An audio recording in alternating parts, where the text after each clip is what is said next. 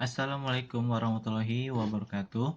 Saya Farhan Ramadan dari jurusan Sistem Informasi. Di sini saya akan mengerjakan tugas 2 dari mata kuliah Sistem Informasi Geografis. Baik, saya akan memilih materi bab 2 yaitu sumber dan jenis data SIG.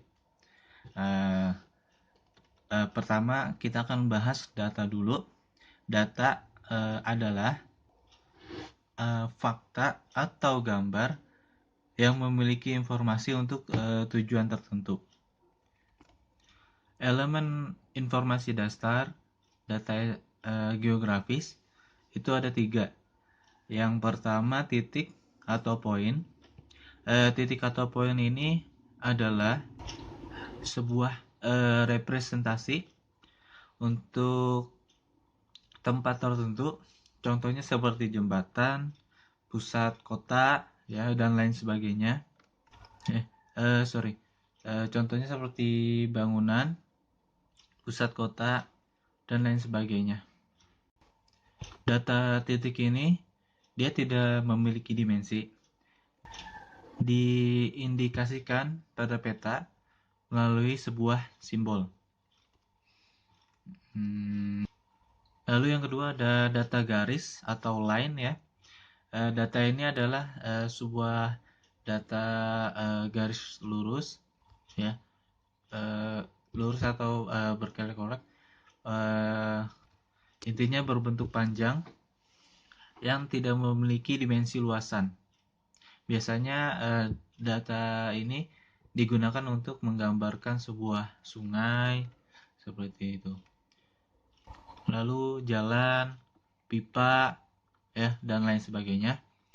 Lalu yang ketiga ada dari sumber data geografis ini, yang ketiga adalah area atau poligon.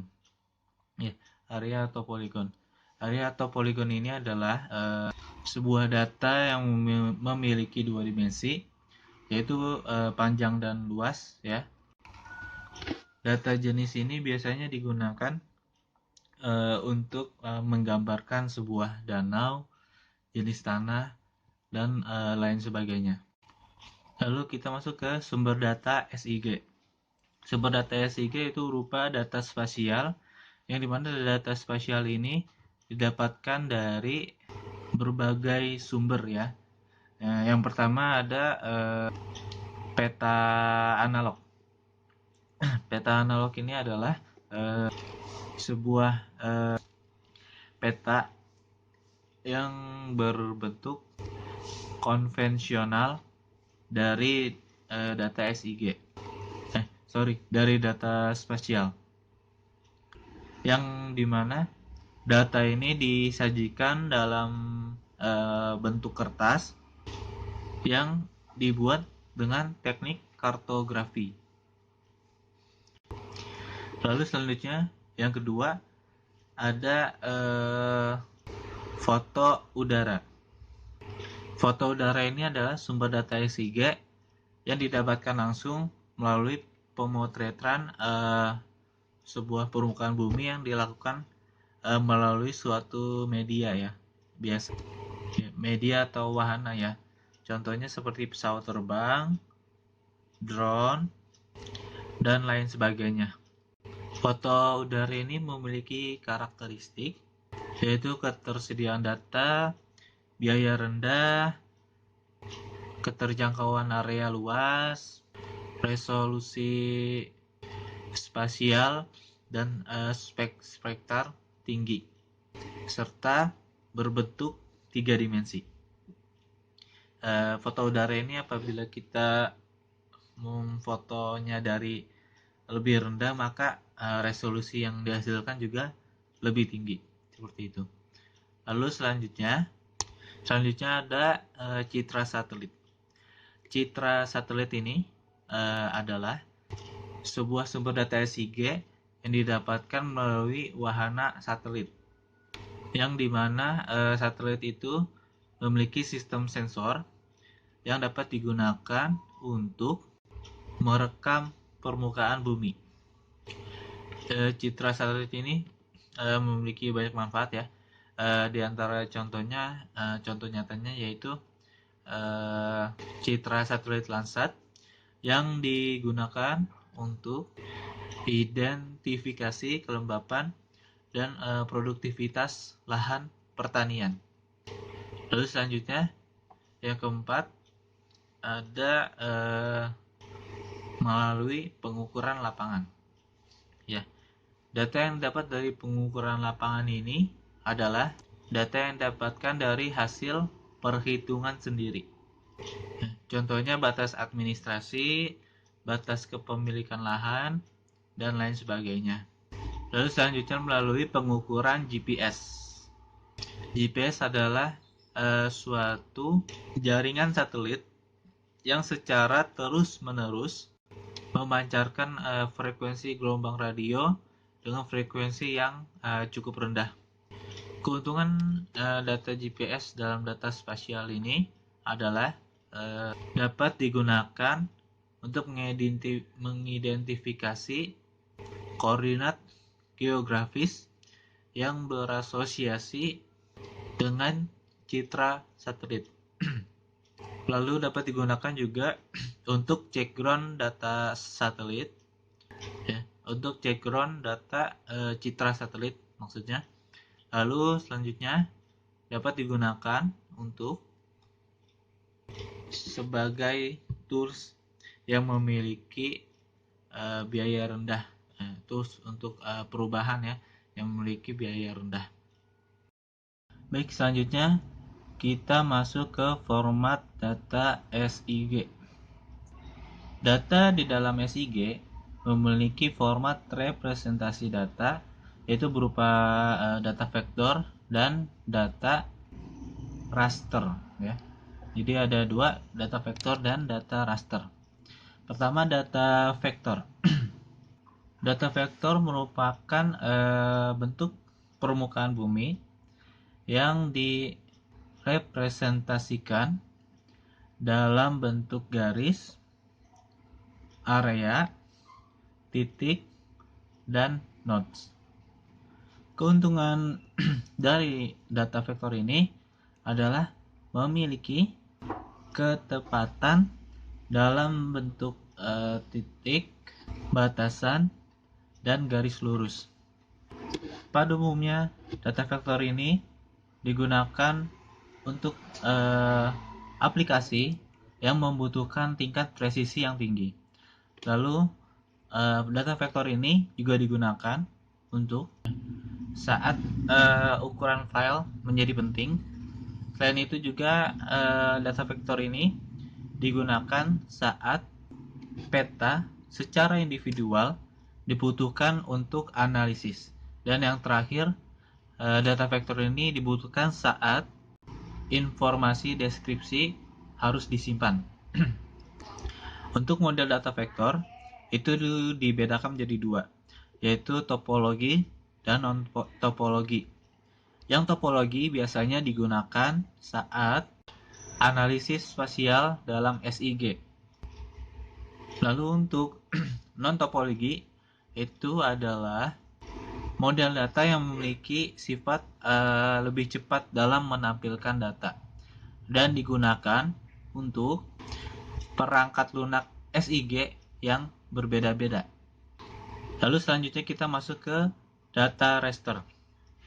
Data raster ini adalah data yang dihasilkan dari hasil penginderaan jauh. Data raster ini umumnya digunakan untuk mempresentasikan batas-batas yang berubah secara gradual seperti jenis tanah, kelembapan tanah, dan lain sebagainya. Lalu digunakan juga untuk representasi data digital ya, seperti foto udara, citra satelit, dan aplikasi lainnya yang membutuhkan detail gambar. Lalu juga digunakan untuk pada saat adanya masalah biaya karena tingginya harga untuk survei lapangan. Maka dari itu dengan menggunakan foto udara atau citra satelit, maka harga akan lebih murah. Lalu juga digunakan saat peta tidak membutuhkan fitur tidak dibutuhkan saat peta tidak membutuhkan analisis pada setiap fitur individu. Lalu juga digunakan saat membutuhkan background pada peta. Ada 4 model aplikasi utama data raster. Di antaranya yang pertama itu adalah raster sebagai peta dasar yang digunakan saat digunakan menjadi background dari suatu layer untuk suatu layer dari objek yang lain. Contohnya peta lokasi banjir dengan latar belakang data citra QuickBird. Lalu yang kedua, raster sebagai peta model permukaan. Hal ini karena data raster cocok untuk dijadikan model untuk merepresentasikan data permukaan bumi. Lalu yang ketiga, raster sebagai peta tematik, yaitu data raster yang digunakan untuk peta tematik atau merepresentasikan peta tematik. Contohnya pemanfaatan data citra Landsat yang digunakan untuk klasifikasi penutup lahan. Lalu yang terakhir, raster sebagai atribut dari objek, baik itu dalam bentuk foto digital, scan, ataupun dokumen hasil scan yang memiliki hubungan dengan objek geografi. Contohnya dokumen kepemilikan persil dapat ditampilkan sebagai atribut objek persil. Perbedaan mendasar data raster dan data vektor adalah terletak pada cara penyimpanan dan representasi objek geografis. Baik, selanjutnya kita masuk ke keuntungan dari data vektor. Keuntungan dari data vektor diantaranya, pertama, menghasilkan struktur data yang lebih kompleks. Lalu yang kedua, transformasi proyeksi lebih efisien. Dan yang ketiga, menghasilkan informasi peta yang lebih presisi. Sedangkan untuk kelemahan dari data vektor ini, yang pertama, yaitu lebih sulit dalam proses dalam proses tumpang susun data. Lalu yang kedua, kurang efisien dalam mempresentasikan data spasial yang memiliki variabel tinggi. Serta yang terakhir, tidak efektif dalam melakukan proses manipulasi data berbentuk citra digital. Oke. Sekarang kita masuk ke keuntungan dari data raster. Yang pertama, mudah dalam melakukan proses tumpang susun data. Yang kedua, kompatibel dengan data citra satelit. Lalu yang ketiga, memiliki data struktur yang lebih efektif. Memiliki struktur data yang lebih simpel. Memiliki efisiensi dalam mempresentasikan data spasial dengan resolusi yang tinggi dan memiliki efisiensi dalam manipulasi data foto digital. Sedangkan kelemahan dari data raster adalah sulit untuk representasi data topologi, dan yang kedua, data memiliki ukuran yang besar. Baik, itu adalah video vlog tentang bab 2 tentang jenis dan sumber data SIG. Saya Farhan Ramadan. Terima kasih. Assalamualaikum warahmatullahi wabarakatuh.